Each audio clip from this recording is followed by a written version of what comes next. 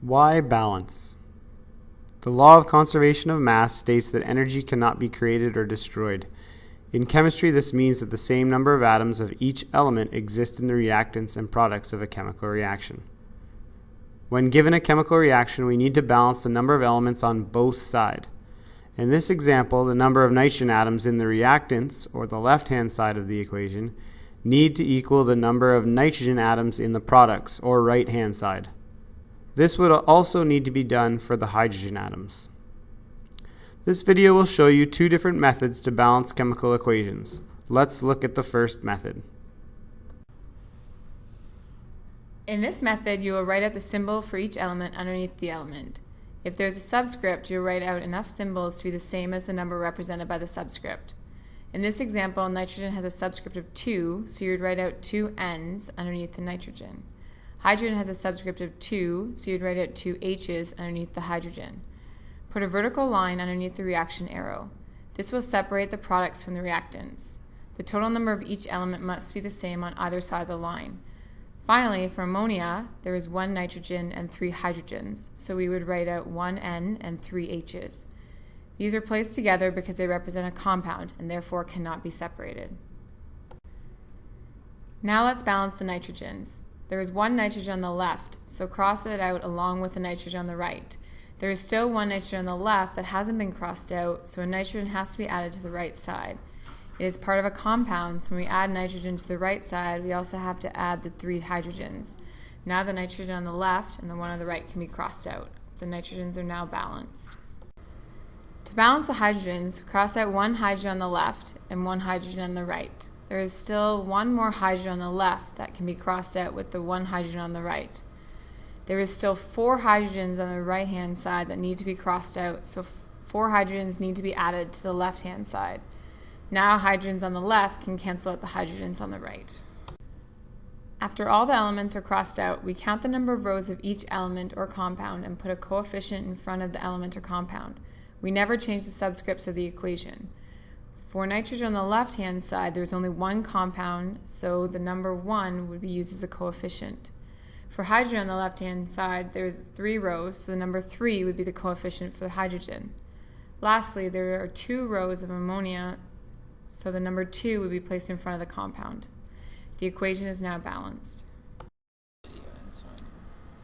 Here's an example. Pause the video and try it.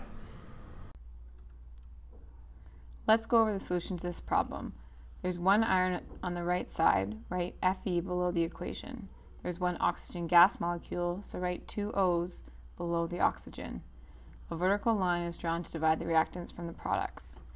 In iron 3 oxide, there are 2 irons and 3 oxygens, so write 2 Fe's and 3 O's below the compound. To balance the irons, cross out 1 Fe on the right-hand side with 1 Fe on the left-hand side. There is still 1 iron on the right that needs to be crossed out. Add 1 more iron to the left. This allows all the irons on both sides of the equation to be crossed out, and the irons are now balanced. To balance the oxygens, we can cross out 2 oxygens on the left with 2 oxygens on the right. There is still 1 oxygen on the right, so more oxygen has to be added to the left-hand side of the equation.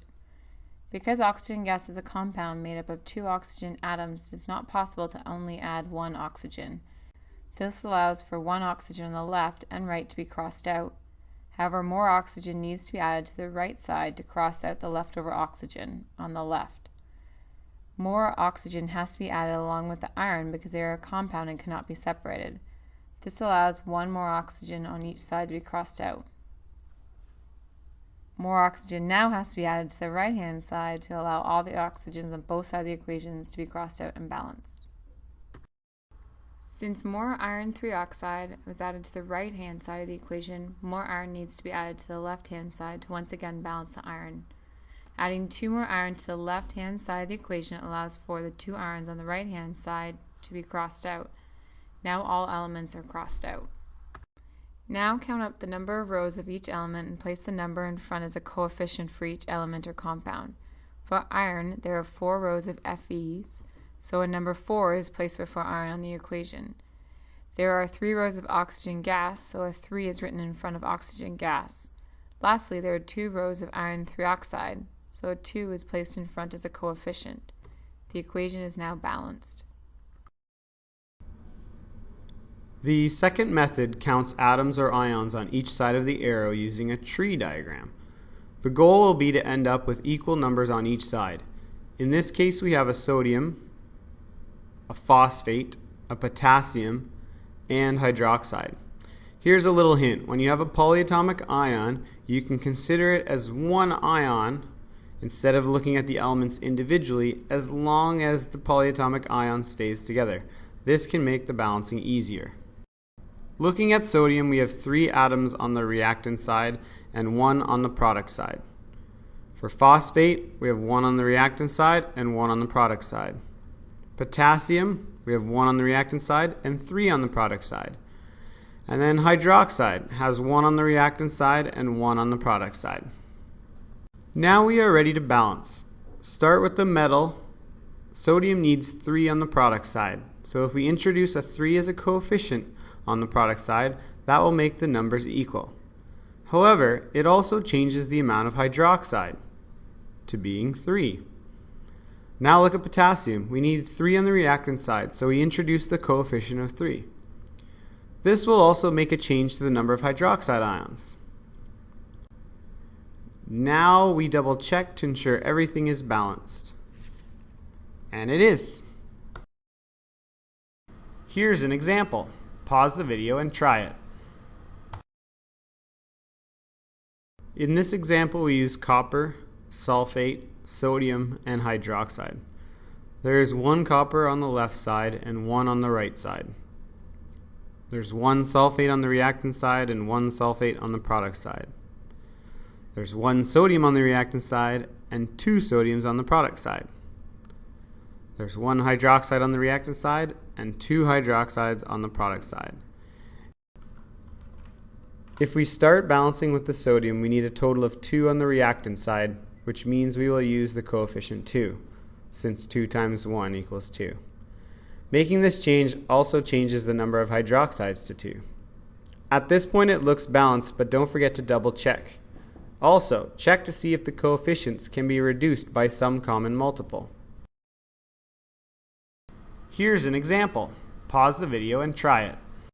We see from the start that we will need 2 more carbon dioxides to balance the carbon and 2 more waters to balance the hydrogen. Then we need 3 more oxygen molecules to balance the oxygen found in carbon dioxide and water.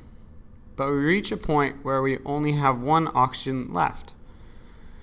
So we introduce another oxygen molecule to the reactant side and another water molecule to the product side. At this point, we have to add in another C3H6 to the reactant side to work on balancing the hydrogen.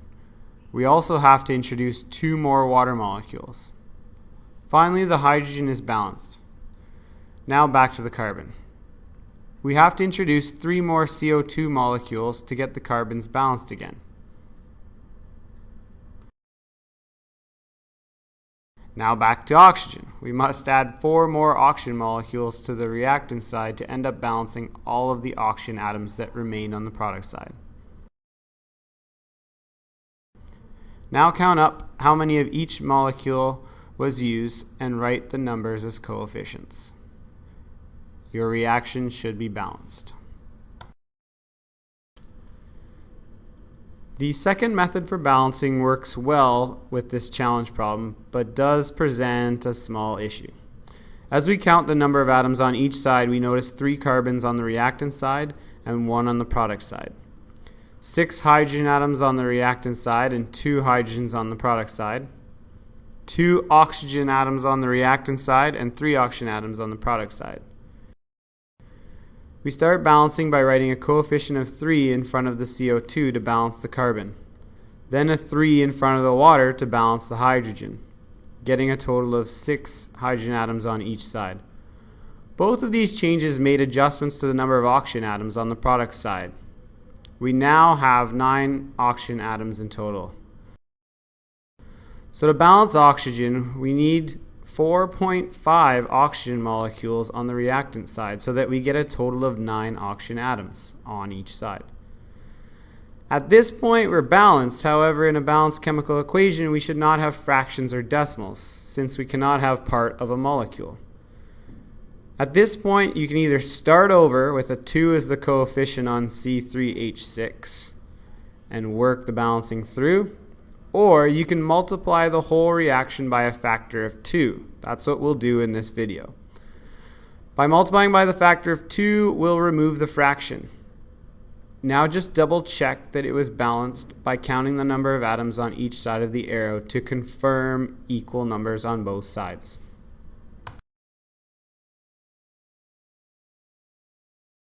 The equation is now balanced.